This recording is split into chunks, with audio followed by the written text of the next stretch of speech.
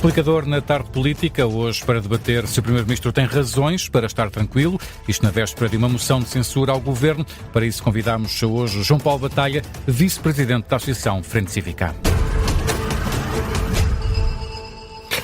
As explicações de Luís Montenegro, João Paulo Batalha, boa tarde, são suficientes? O que é que considerava ser uma justificação cabal? Olá, boa tarde. É difícil perceber o que é uma justificação cabal, cada um terá a sua definição, e eu acho que este caso está a entrar numa espiral em que quanto mais explicações pedirem, mais vamos querer pedir. E agora está a colocar-se um foco,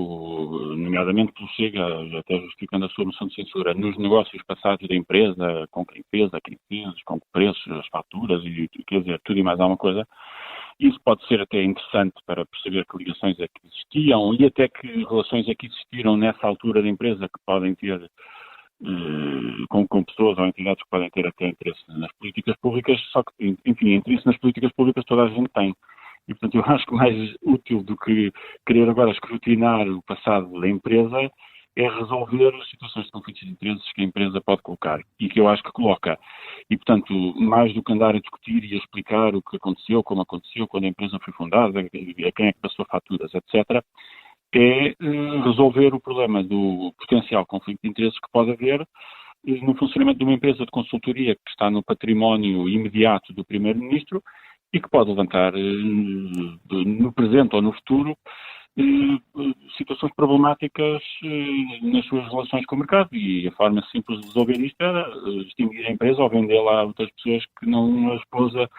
do Primeiro-Ministro, até porque há dúvidas sobre se essa venda será veridicamente... Precisamente, João Paulo Batalha, aventa-se a hipótese agora dessa cessão de cotas ter sido um ato nulo ou não poder ocorrer entre casais com comunhão de adquiridos.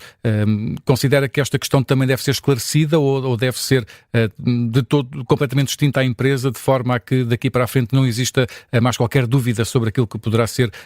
o trabalho e a função desta empresa? Pois é que eu acho que, numa perspectiva de gestão de conflito de interesses, a mera cessão das cotas, mesmo que seja legal para a esposa, não é suficiente para resolver o problema, exatamente porque a economia da esposa é a economia do esposo. E, portanto, o sucesso da empresa será sempre do interesse de ambos. Isso não é suficiente para...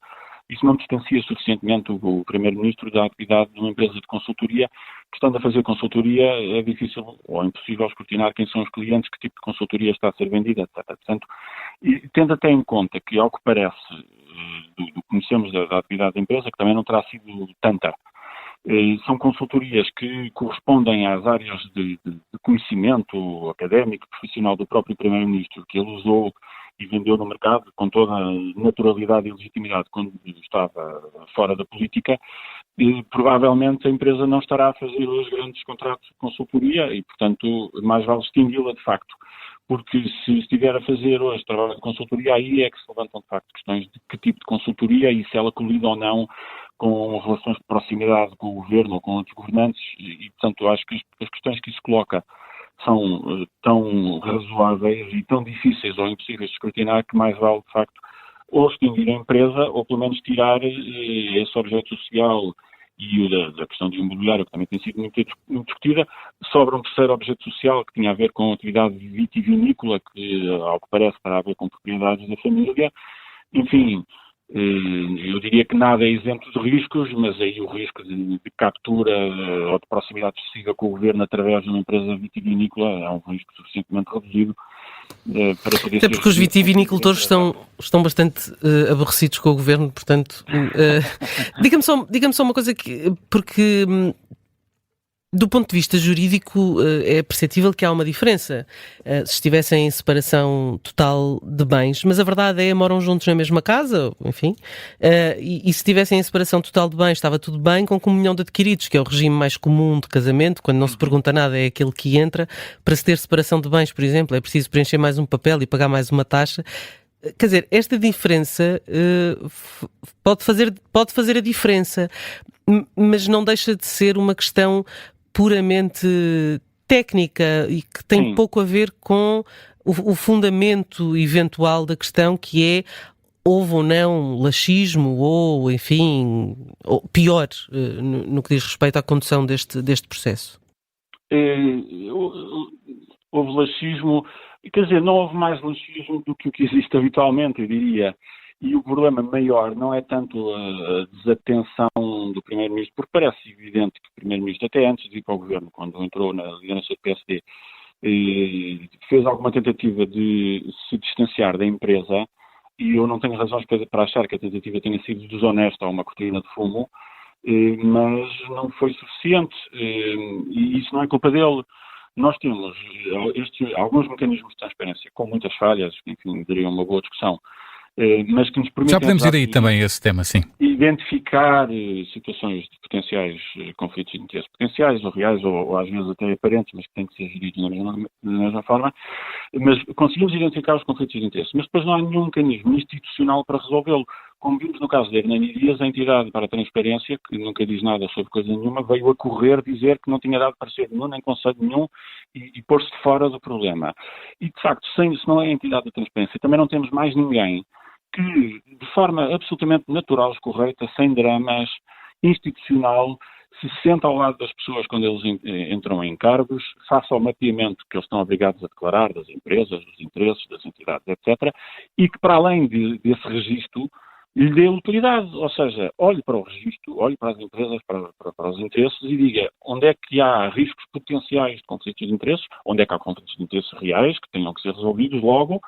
e riscos potenciais que tenham que ser geridos e qual é a maneira de os gerir, qual é o remédio que se aplica. Isto devia ser um trabalho institucional banalíssimo, mas que em Portugal não existe. Existe o trabalho de registro e de transparência, que depois vem a ser sabotada porque os casos começam a pesar, mas os casos começam a pesar porque nós não temos quem aplique remédios às situações. Ou seja, os políticos dão conta dos bens que têm, das participações que têm, mas depois não há ninguém que tire consequências disso. É isso? Não há ninguém que tire consequências disso, até no sentido de aconselhar os próprios políticos, assumindo que Hernani Dias falou de boa fé e que não andou a mentir quando disse que tinha pedido um parecer, que depois percebemos não fez um pedido formal por escrito, mas telefonou para lá e eventualmente até se aconselhou com alguém que lhe atendeu o telefone, mas a própria entidade não assume que isso seja um conselho ou que tenha dado conselho algum, acho que até chegaram a negar que o cinema tivesse existido. Não sei. Mas um político que de boa fé se quer aconselhar sobre qual é a conduta certa, porque ninguém é bom juiz em causa própria, e mesmo quando é bom juiz, ao decidir em causa própria, a própria decisão fica questionável, não há ninguém a quem se virar. Portanto, nós temos um sistema que acaba por ser autofágico, em que as pessoas são obrigadas a tratar dos seus próprios assuntos, quer queiram, quer não, a resolver os seus próprios conflitos de interesses, quer queiram, quer não, porque não têm nem ninguém que os resolva com autoridade institucional para isso, nem sequer nenhuma entidade que os aconselhe e na qual se possam escudar, e depois poderíamos discutir publicamente se o conselho foi bem dado, foi mal dado, se foi suficientemente prudente ou não, mas não estaríamos sempre a tratar de pessoas que são obrigadas a decidir em causa própria. Isso não é bom nem sequer para os políticos. Agora, nesta circunstância, já ouvimos André Ventura falar, eventualmente, na lista de clientes. É lícito pedir uma lista de clientes de uma empresa da qual, bem, pode ainda fazer parte, mas não será por vontade própria? Eu vejo utilidade nisso, até por curiosidade cívica, para se perceber, por exemplo, como se percebeu em relação à sociedade de advogados, se haveria ligações políticas ou partidárias, etc. Mas daí a obrigar, eu acho que, quer dizer, podemos pedir essa obrigação, quer em termos legislativos, se quiséssemos fazer lei para isso, quer em termos de responsabilização política, se estivermos a associar à atividade concreta da empresa alguma suspeita concreta. É que os clientes podem sentir...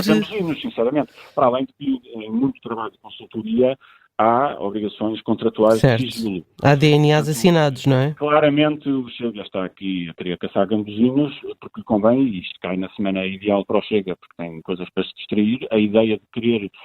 enfim, na prática, derrubar um governo por causa de uma coisa destas é ridícula. Eu acho que há aqui um conflito de interesses. Acho que o Primeiro-Ministro está a evitar resolvê-lo quando podia resolvê-lo facilmente e, portanto, essa crítica é legítima. Mas passarmos daí para, na verdade, parar o trabalho do Parlamento e alterar toda a agenda do Parlamento para se discutir uma moção de censura por causa de uma coisa destas, é o mesmo que tentar levar alguém preso por conduzir 55 em vez de 50 a hora. E percebe-se o impulso político do Chega, mas também não é isso que responde às questões que têm de ser tratadas. que é fundamental aqui não é estar a ir à procura de todo o histórico das faturas da empresa e dos clientes, é simplesmente resolver o problema que está em aberto neste momento, que não é o trabalho passado da empresa, é a existência presente da empresa na esfera familiar do Primeiro-Ministro. Mas acredita, João Paulo Batalha, que se o Primeiro-Ministro tivesse falado que não haveria moção de censura, ou colocando a questão ao contrário, mesmo o Primeiro-Ministro tendo prestado declarações e tendo tentado prestar alguns esclarecimentos anteriormente, teríamos chegado aqui a este ponto, ou estamos a chegar a um ponto em que o balão encheu de tal maneira que se torna, que ganha mais importância ainda aquilo que o Primeiro-Ministro disser amanhã no debate da moção de censura? Eu acho que estamos todos com grandes expectativas sobre o que o Primeiro-Ministro pode dizer, mas essencialmente porque o que falta, mais do que explicações, mais do que palavra de ação, se o Primeiro-Ministro tivesse dito logo no sábado, quando esta notícia foi conhecida, não há problema nenhum, foi o que ele disse, não há problema nenhum, mas para evitar qualquer má percepção ou qualquer conflito de interesses, mesmo aparente, vou extinguir a empresa. O assunto já estava resolvido e, na verdade, não precisa de solução maior do que essa. Isso é justo para a economia familiar? É justo para a economia familiar no sentido em que, sim, é justo exigir algum sacrifício à pessoa e à família que assumem funções públicas. Eu tenho a percepção de que isto não é grande problema para a economia familiar, porque a ideia que tenho, do pouco que se conhece da atividade da empresa, é que, sendo uma empresa de consultoria nas áreas de especialização profissional do Primeiro-Ministro, esse trabalho de consultoria estará, imagino, essencialmente parado e, portanto, não é grande rombo nas finanças de ninguém. Com a ressalva de que se pode eventualmente manter a exploração de uma propriedade agrícola que seja da família, isso acho que não parece minimamente conflituante com a atividade do Primeiro-Ministro. O resto provavelmente está sem atividade neste momento e, portanto, não cria grande prejuízo, acho eu, extingui-lo sem prejuízo. Depois, quando o Primeiro-Ministro acabar a sua carreira política, poder voltar a ser consultor sem problema nenhum. O certo é que temos aqui também como pano de fundo as alterações à lei dos solos, que entretanto acabaram também por ser, cuja votação na especialidade acabou por ser também adiada para a próxima semana. Esta é uma lei que, de facto, pode ter aqui alguns problemas e que pode causar aqui algumas situações que podem potenciar até casos de corrupção ou de potencial corrupção, nomeadamente a nível autárquico. Eu não tenho dúvidas nenhumas de que a lei dos solos é um convite à corrupção, porque cria um sistema muito expedito e relativamente opaco de negociação direta entre proprietários de terrenos e câmaras municipais para reclassificar solos rústicos em solos urbanos. E só no processo de reclassificação esses solos valorizam exponencialmente, muito antes de se meter ali qualquer investimento real de betão e de tijolo que depois redunda em casas que podem ser vendidas com lucro. Eu não tenho problema nenhum com a atividade imobiliária lucrativa, mas de facto a lei dos solos é uma simplificação muito problemática, quer do ponto de vista do ordenamento do território ou do desordenamento do território que pode promover, quer de incentivos à corrupção. E é evidente que o facto de termos governantes com interesses empresariais ligados, ou pelo menos que poderão agir na área do imobiliário, levanta também conflito de interesses aparente, desde logo, de que a lei esteja a ser feita para o benefício dessas empresas, o que com quase toda a certeza não é verdade, mas mantém-se conflitos de interesses potenciais. Mesmo com algumas alterações, mesmo com algumas alterações, nomeadamente que estão propostas pelo PS, e algumas delas até que, de alguma forma, acabam por mandar abaixo algumas das propostas iniciais. Eu acho que as alterações podem mitigar riscos, mas o problema de fundo vai sempre permanecer, que é o mesmo problema que nós temos, por exemplo, em relação a outra área, onde também se fez uma lei de atalho e de facilitação que foi o uso dos fundos europeus. Nós temos em Portugal processos demasiado burocráticos, demasiado garantísticos na teoria, que depois não garantem verdadeiramente coisa nenhuma, porque são tão labirínticos que só garantem inércia e criam a necessidade de criar atalhos. E o nosso problema de habitação é, em boa parte, um problema de falta de planeamento, de falta de ordenamento do território que estipulasse à partida e de forma correta onde é que se pode construir, o que é que se pode construir, onde e de que maneira, e que depois pusesse processos de licenciamento a correr rapidamente. Como não temos isso, vamos fazendo atalhos, mas o problema de querer resolver falta de planeamento com menos planeamento ainda vai agravar-se. Hoje em dia já é possível que um autarca altere o terreno de rústico para urbanizável sem que seja preciso fazer alterações ao PDM. Mesmo assim, acha que esta alteração à lei vai fazer assim tanta diferença no número de terrenos disponíveis para construir e, portanto, enfim, espera-se que o preço da habitação caia à conta disso? Eu acho que o efeito que vai ter é a valorização artificial de terrenos rústicos, porque também é discutível se nós precisamos verdadeiramente desses terrenos para ter mais onde construir, porque, segundo os dados que já foram amplamente citados, nomeadamente do Conselho Nacional de Desenvolvimento Sustentável, dados da Direção-Geral do Território, metade do terreno já classificado como urbano não está a ser urbanizado, mesmo nas áreas metropolitanas de Lisboa e do Porto.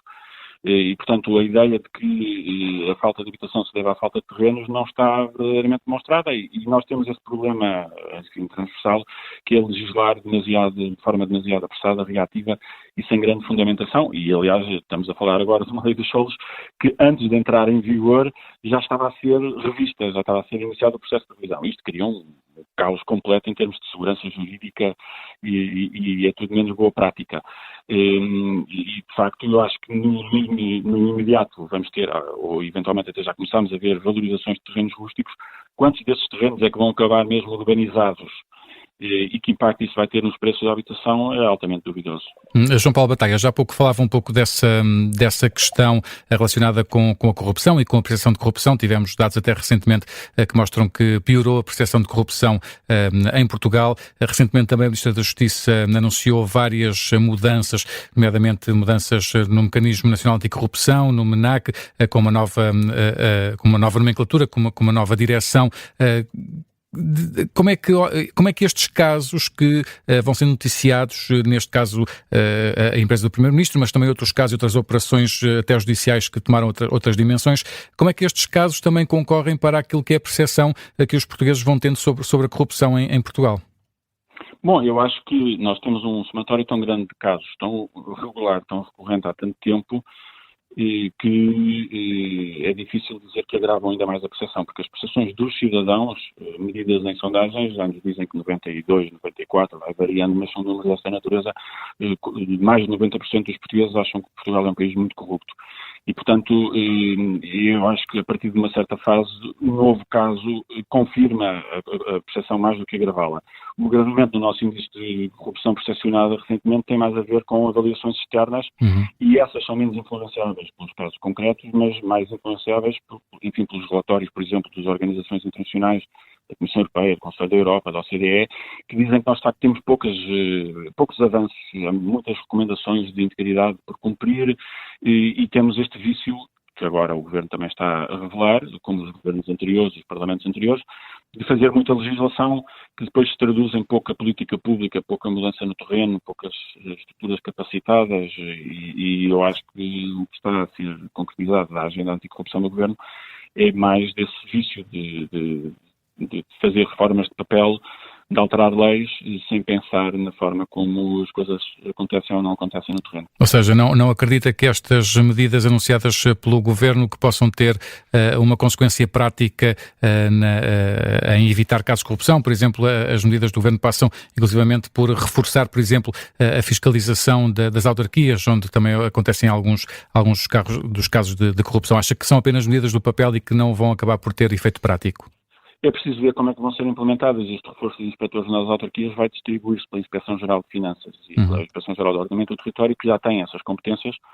e que são muito tímidos a exercê-las, sobretudo a Inspeção-Geral de Finanças, que agregou à antiga Inspeção-Geral da Administração Local, na verdade nunca, e portanto os quadros, que seriam poucos, mas que os agregou, que vinham dessa inspeção e na verdade nunca quis verdadeiramente fazer esse trabalho. Portanto, se estas duas entidades que já existem agregarem e incluírem novos inspectores que vão ser recrutados. Isso será sempre útil, mas nem sequer temos bem a certeza se esses inspectores vão estar especializados na área autárquica ou se vão estar a fazer o bastante trabalho destas inspeções. Portanto, é preciso ver como é que isto no terreno se vai traduzir.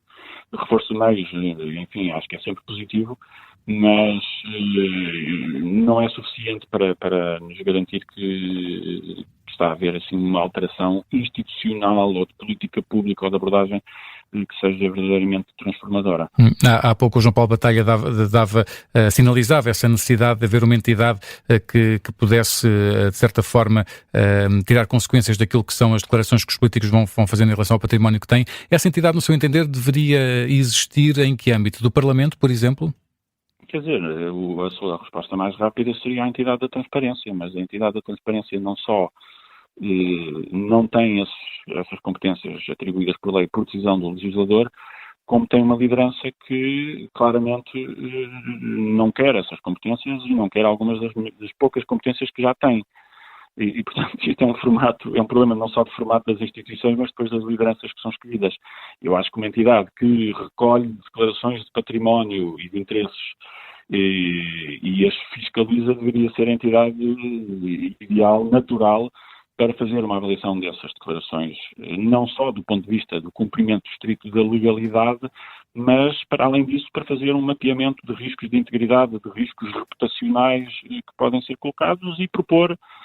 remédios para esses riscos que depois seriam aplicados ou pelos próprios políticos diretamente ou pelas instituições, Parlamento, Presidência do Conselho de Ministros, etc., onde esses políticos estão colocados. João Paulo Batalha, Vice-Presidente da Associação Frente Cívica, muito obrigado por ter vindo ao Explicador da Tarde Política. Amanhã há um novo Explicador com outro tema e outros protagonistas nas manhãs 360, é depois do Jornal das 9.